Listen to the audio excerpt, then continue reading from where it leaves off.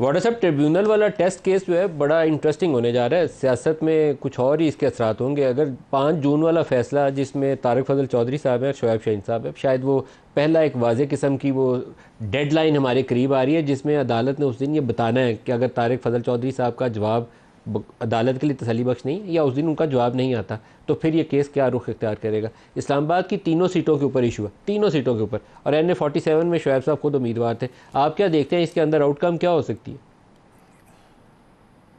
नदीम मलिक साहब, आपके ही शो पे जब ये इलेक्शन जिस दिन हुए हैं उसके चौथे दिन हमने शो किया था, आपके आर्काइव्स में है वो, मैंने कहा था 2-4 सीटों का फैसला ज़रूर हो जाएगा। ये तो बड़ी अच्छी चीज़ है अगर आप किसी फैसले की तरफ जा रहे हैं। लेकिन अभी आप लोगों ने जिक्र किया कि जी जज साहब कोई हैं, उन्होंने कहा है कि मैं कुरान उठवाऊंगा, तो क्या कानून के अंदर कुरान उठाने की गुंजाइश है? क्या आइन के अंदर है? फिर तो कुरान जज से भी उठवा लेंगे। मतलब ये किस किस्म की नॉर्म्स हैं जिसकी आइन और कानून में तशरीह नहीं है?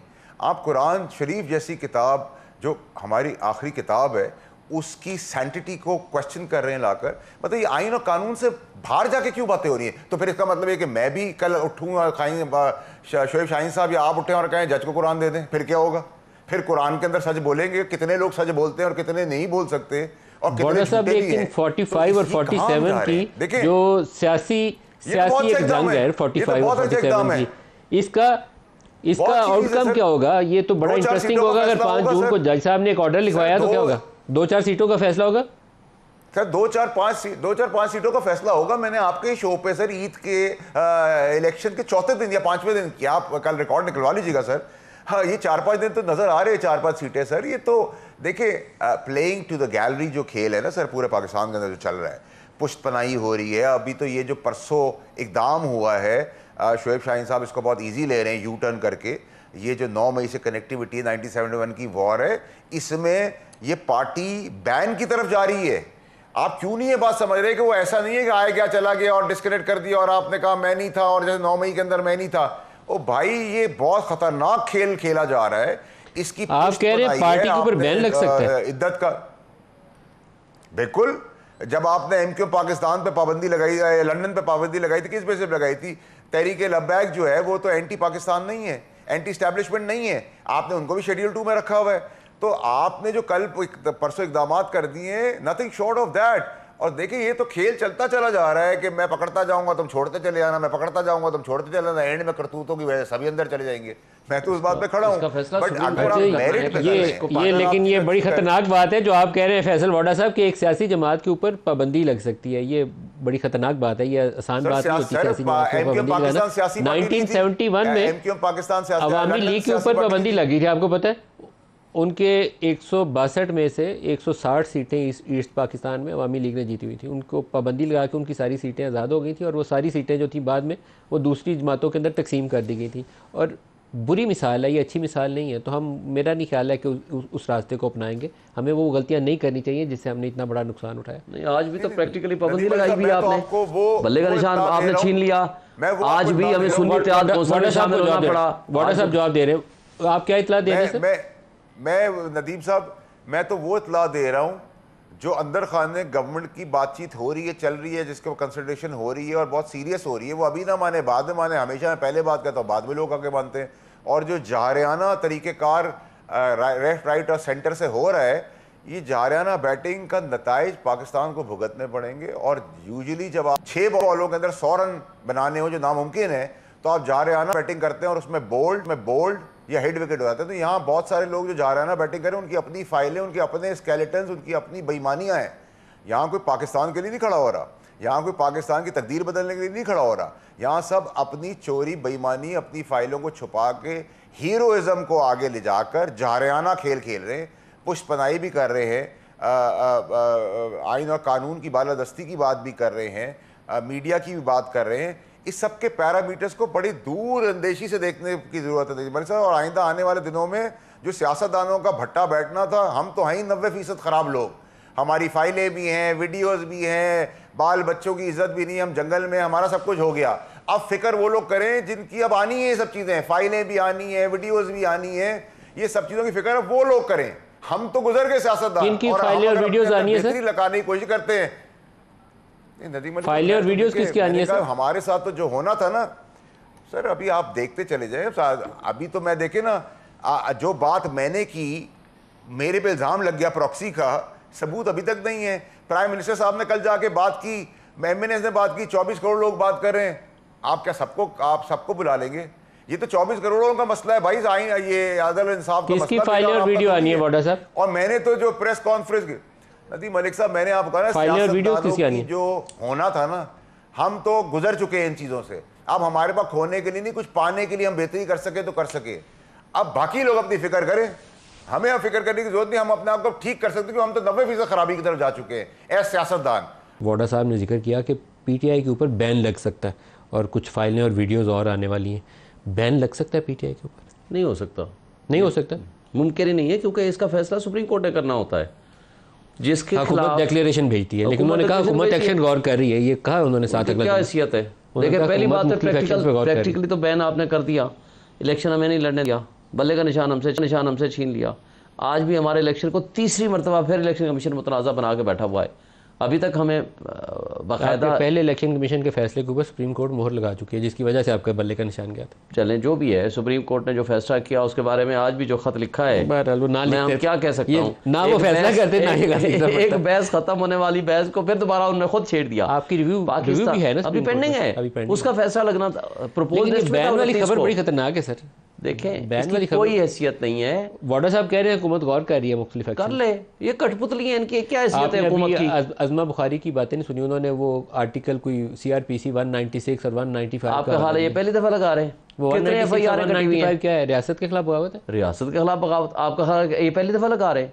203 मुकदमात में 20-25 गद्दारी के मुकदमात लगे हुए हैं। लेकिन अगर उन्होंने वो बगावत की इतला किया पीटीआई के अगेंस्ट, तो पीटीआई डॉक होगी ना। देखे ना, पीटीआई कोई ऑफिशियल शख्स तो नहीं है ना, पर्चा होगा तो शख्स के खिलाफ होगा। जमात के खिलाफ डिक्लेरेशन फाइल करना पड़ता है इंटीरियर मिनिस्ट्री को, गवर्नमेंट अप्रूव करती है, कैबिनेट। सर इस वक्त पीटीआई और उसकी इमरान खान और उसकी लीडरशिप के खिलाफ, सर आप इसको हल्का ले रहे हैं। काबीना ने, पंजाब काबीना ने एक हफ्ता पहले इसके तजवीज़ के ऊपर गौर किया है, जो इमरान खान के खिलाफ लीगल एक्शन की प्रपोजल आई थी, उसके जवाब में अज़मा बुखारी ने ये तफसील जारी की। आपको बताऊं इनके पास और है क्या सिवाय इमरान खान को पॉलिटिकल? सिर्फ इमरान खान ही, पीटीआई बैन लग जाएगी, फिर क्या करेंगे? देखें, पहली बात तो आपको मैं वाजे कर दूं, इमरान खान के खिलाफ ये मुकदमात 20-25 मुकदमात गद्दारी के ऑलरेडी हैं, जिसमें जमानतें कन्फर्म हुई हैं, बेल बिफोर अरेस्ट कन्फर्म हुई हैं।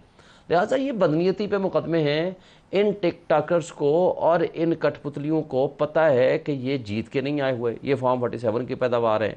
इनके पास कोई ऑप्शन नहीं है सिवाय इस बात के कि इमरान खान को जाली तरीके से अंदर रखा जाए। अदालतें के पास सिर्फ 2 मुकदमात थे बाकी, जिसमें आज फैसला आना था इद्दत वाले केस का, आज फैसला आना था साइफर वाले, कल फैसला आना था साइफर वाले, जो छुट्टी होगी, जो छुट्टी की वजह से वो दोनों आगे पीछे हो गए। लेकिन अब जो ही फैसला इसका आता है, बाकी जो मुकदमात आप ये बनाना चाहें बना लें। अभी कौन इसको पूछेगा? आउटस्टैंडिंग ऐसा केस कोई नहीं है जिसमें कन्विक्शन हुई हो। कन्विक्शन वाले ये 2 मामलात हैं, अगर ये अदालत ने सेट असाइड कर दिया, खत्म होगी बात, फिर बेल रोकनी मुश्किल हो जाएगी। बेल किसी केस में भी बेल ये रोक सकते हैं। और दूसरी बात ये कि बैन के ऊपर आप कह रहे हैं पीटीआई को बैन किया जा सकता है। अभी पंजाब काबीना में एक हफ्ता 1.5 हफ्ता पहले एक समरी मूव की गई थी कि legal actions against Imran Khan. अब आप कह रहे हैं कि पीटीआई के खिलाफ आज वो बैरिस्टर अकील ने इसके ऊपर प्रेस कॉन्फ्रेंस भी की है। ये सीरियस मैटर है। इसका मतलब है कि काबीना इसके ऊपर वो इंटीरियर मिनिस्ट्री को ऑथोराइज़ करेगी और एक डिक्लेरेशन भेजा जाएगा सुप्रीम कोर्ट को। आपको इस साइड पे चीज़ें बढ़ती हुई नजर आ रही हैं? कोई दुरुस्त राह तो नहीं होगी? बहरहाल आपसे मैं ओपिनियन चाहता हूँ कि इस तरफ जाते हुए मामला नजर आ रहे हैं। मलिक साहब, पहले तो नदीम मलिक साहब, सबसे पहले तो आप शोएब शाहीन साहब मेरे भी दोस्त हैं, इनसे पूछें कि जो परसों ट्वीट हुआ 71 की वॉर के ऊपर, उसको ये ऑन करते हैं? जो पीटीआई के ऑफिशियल पेज पे हुआ है और ट्विटर पे आया है, उसको ऑन कर रहे हैं या उससे सब उलट पुलट होकर पीछे रिवर्स गेयर लगा है? ये तो पूछ लें पहले, यहाँ पे ये पूछे, फिर मैं आपको पूरा जवाब बता दिए। इसका जवाब दे दें। इसका जवाब हमारे चेयरमैन गौर साहब कल ऑफिशियली दे चुके हैं। उन्होंने ये तो नहीं कहा कि हमारा अकाउंट नहीं है, उन्होंने कहा इमरान खान उसे मैनेज नहीं करते, बस सिंपल वही हमारा नहीं। अकाउंट तो आपका ही है ना। मतलब जो हमारे चेयरमैन ने ओपिनियन दे दी, हम उसी के ऊपर रहेंगे। और दूसरी बात, मुझे एक बात और बता दें। तो इसका मतलब ये है कि आपके पाकिस्तान का, 1 मिनट सर, 1 मिनट वाला साहब, मैं बात मुकम्मल करूँ। पाकिस्तान के एक जुडिशल कमीशन, एक ऑनेस्ट कॉम्पिटेंट सीनियर मोस्ट जज की सरबराही में कमीशन बना, उस कमीशन को आपने पब्लिश भी कर दिया। और उसके रिपोर्ट पढ़ने के ऊपर, मैंने वो नहीं ट्वीट नहीं पढ़ी कि क्या आया, उस रिपोर्ट के पढ़ने से 3-4 बातें आती हैं। नंबर 1, जिंदा कौमें हमेशा माजी की गलतियों से सबक सीख के आगे चलती हैं। नंबर 1, अदलिया उस वक्त आज़ाद नहीं थी। नंबर 2 आइन मुअत्तल था। नंबर 3 कानून एक बांदी बना हुआ था चंद ताकतवर लोगों के हाथों में। नंबर 4 जमहूरियत को ढकोसला बना दिया था। जमहूरियत के मुताबिक चलने की बजाय आपने उठा करके ऐसे लोगों के हवाले कर दिया। अभी करंट सिचुएशन पे बात नहीं कर रहे। मैं सिर्फ आखिरी बात, आज भी आपके ये 4 मसाइल हैं। अदलिया आज़ाद होने की कोशिश करती है, उसको इंटरफेयर करते हैं। पाकिस्तान की तारीख में पहली मरतबा तमाम हाई कोर्ट्स ने लिख के दिया है कि हमारे रास्ते में रुकावट इंटेलिजेंस एजेंसीज हैं, और जब हम उनको इनकार करते हैं तो हमें लाइफ थ्रेट है। ये चारों चीज़ें वो हमारे सामने है। आज इमरान खान का एक इंटरव्यू जो है वो मेहदी हसन ने छापा है अपनी वेबसाइट के ऊपर, और उसके अंदर इमरान खान ने कहा है कि जो उनके ऊपर ये पाबंद सलासल रखने के पीछे जो एक शख्स है उसका नाम जनरल कमर जावेद बाजवा, ये उन्होंने अपने इंटरव्यू के अंदर कहा। और उन्होंने कहा, पूछा कि कोई रिग्रेट है किसी चीज़ के ऊपर, तो उनका एक ही रिग्रेट है कि मैंने भरोसा किया जनरल बाजवा के ऊपर। तो ये सारी साजिश के पीछे उनका एक ही फ़र्क, और किसी को मैं ज़िम्मेदार ठहराता नहीं हूँ। तो मुझे लगता है कि मामला कुछ अभी इधर उधर घूम फिर रहे हैं। आप जिस चीज़ की तरफ निशानदेही कर रहे हैं वो बड़ी खौफनाक चीज़ है, वो बड़ी एक्सप्लोसिव होगी, ख़तरनाक रुख इख्तियार कर सकती है सियासत उसके बाद। देखिए नदीम मलिक साहब, अल्लाह करे कि उससे पहले सबकी दिल और दिमाग में अकल आ जाए, क्योंकि पाकिस्तान और पाकिस्तानियों को नुकसान होगा, नंबर 1। नंबर 2 ये कि शोएब शाहीन साहब ने आपके वहाँ इतराफ़ कर लिया कि ये एक बयानिया बनाने निकले। उस बयानिया आपने कौम भी अब इस चीज़ को एक्सेप्ट नहीं करी। जहाँ पॉपुलर है इमरान खान साहब, जहाँ लोग उनको पॉपुलर लीडर मानते हैं, वहाँ उनके इस बयानी से लोग बहुत तकलीफ में भी आए हैं। जो 71 वाला आपने काम किया, अब आपने जब उससे रिवर्स होने की कोशिश की तो इट्स टू लेट।